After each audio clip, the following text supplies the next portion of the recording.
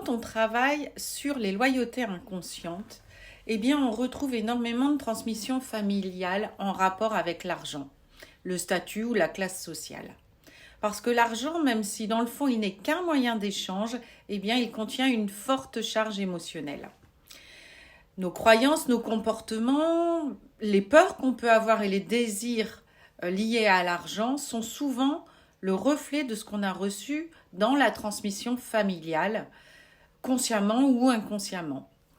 Je vais prendre un exemple. Si jamais dans votre famille, l'argent a toujours été associé à des difficultés, à des disputes, à des tensions, eh bien il est possible que vous ayez, sans le savoir, hérité de cette vision négative de l'argent.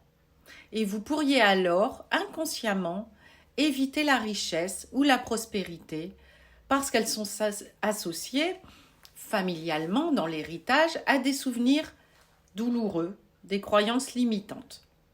Inversement, si dans votre famille, l'argent a été perçu comme une récompense, un symbole de réussite, de statut social, eh bien, vous pourriez ressentir une pression constante à en gagner plus, même si, dans le fond, ça ne correspond pas du tout à vos aspirations profondes. Dans notre lignée familiale, en fait, l'argent peut être associé à des valeurs de corruption ou au contraire à la valeur personnelle. Donc, ça peut être vraiment très différent. Et puis, l'argent est étroitement lié à notre classe sociale, à notre statut dans la société. Et on pourrait inconsciemment s'auto-saboter dans sa carrière professionnelle pour ne pas trahir le statut de la famille dont on vient. Par exemple, moi je viens d'une famille de fonctionnaires. Eh bien, il m'a fallu prendre conscience de ça pour réussir à me lancer en tant qu'auto-entrepreneur. Par ailleurs, mon père faisait de l'hypnose et du magnétisme, mais il n'a jamais voulu se faire payer. Eh bien là encore, ça a été une loyauté qu'il m'a fallu dépasser en fait. Alors, en reconnaissant ces loyautés invisibles, en prenant conscience des schémas, eh bien on peut commencer à s'en libérer, se libérer des chaînes du passé pour écrire sa propre histoire, sa propre relation à l'argent et à son statut social.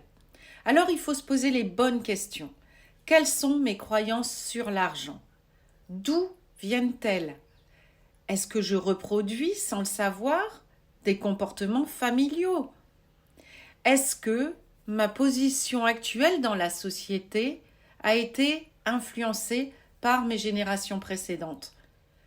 Et enfin, et très important, qu'est-ce que je souhaite transmettre à mes enfants? Et finalement, retrouver une relation saine avec l'argent, basée sur nos valeurs, ce qu'on pense réellement, nos aspirations profondes, plutôt que sur des héritages du passé.